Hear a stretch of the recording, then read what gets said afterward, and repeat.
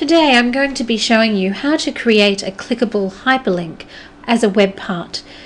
This is a web part page and we're simply going to create exactly the same thing as we have here, which is a simple web part with a picture dropped on the page, and this particular picture is an image of a button. This button was created in PowerPoint and then uploaded into the SharePoint site assets library. You could also add that into an image library, or you can upload it directly from your computer. I'll just click on this to show you how this behaves. As you can see, it's opened in a new window, but you can set this up to open as in a tab or in a new window, and I'll show you how to do that in just a little moment. Let's click that away for the moment and get started on creating a new web part. So up in the ribbon under page we have the edit page option. I click on that and you can see the add a web part. I'll click on that. From categories in the ribbon, these are the actual web parts that were pre-packaged in SharePoint Foundation, which is the version that I'm running for this client. And I'm going to choose media and content, and the web parts that are available here, I'm going to choose content editor, which is already chosen, and we're going to add that web part to the header. You can see it's the header area here. You also have the option of adding that to the body or the right column. I'm going to click add to add that, and you can see that it's already on the page, content editor, which is the web part that I've just added. So I'm going to click here to add new content, and you can see the cursor is just dropped on the page ready to go. From here we're going to insert a picture, and you can see there are actually two insert menus here, and we're going to take the first one right next to form. I'll just quickly jump over into the other one to show you, but this insert has insert a picture, and that's what we want to do, not insert an image. An image will pick up another web part option. So we're going to do insert picture. From that menu you have the option, as I mentioned before, of uploading from your computer or from an address, and I'm going to choose from an address. Now I haven't already selected my address, so at this point I have to open another tab, which I'll do, and go to the site assets library. So let me just quickly do that.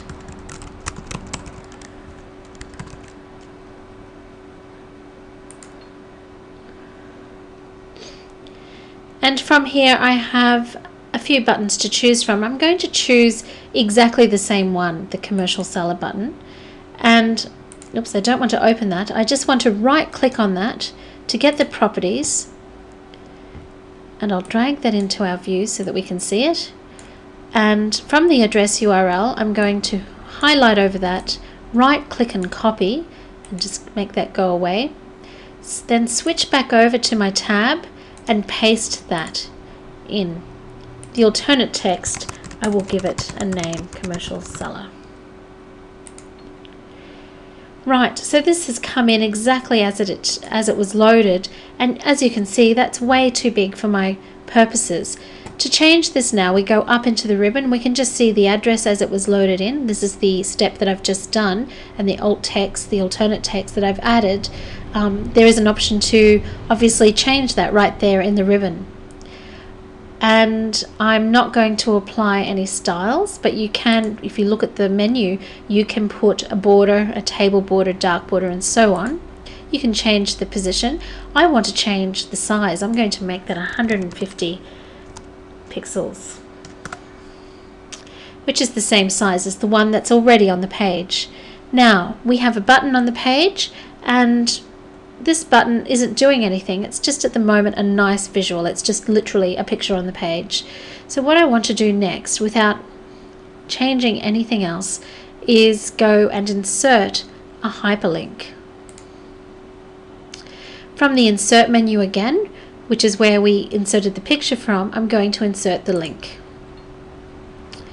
Once again the menu box jumps up, insert a hyperlink, and I need to put the text to display. In this case, because I have a button on the page, I don't want a text. That will just overlay the button and confuse things. So I'm going to leave that blank, and I need an address. So once again, I'm going to have to go to another tab in the document and choose the view that I would like to have shown here. And I'm going to just, for the sake of argument, I'm going to choose another view.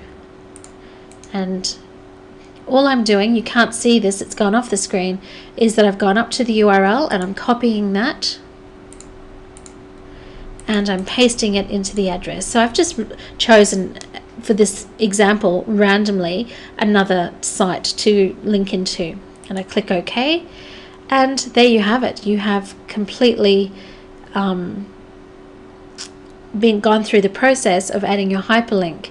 We can at this point give this dictate the behaviors of, for example, opening in a new tab. So let's do that.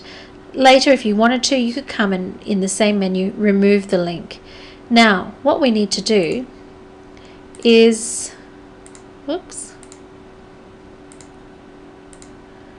you can look, I'm just flicking through all the menu options there, so you can see there's a number of them showing, but from page I just want to stop editing.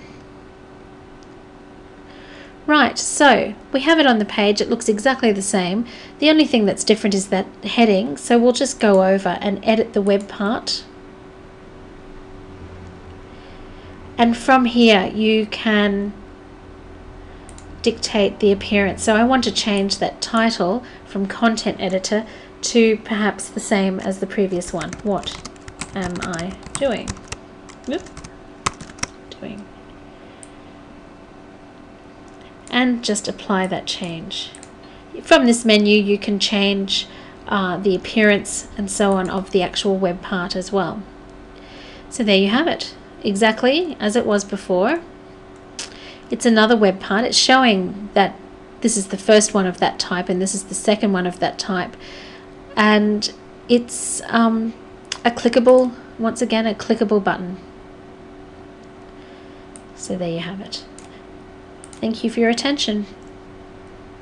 I'm just going to stop the video now.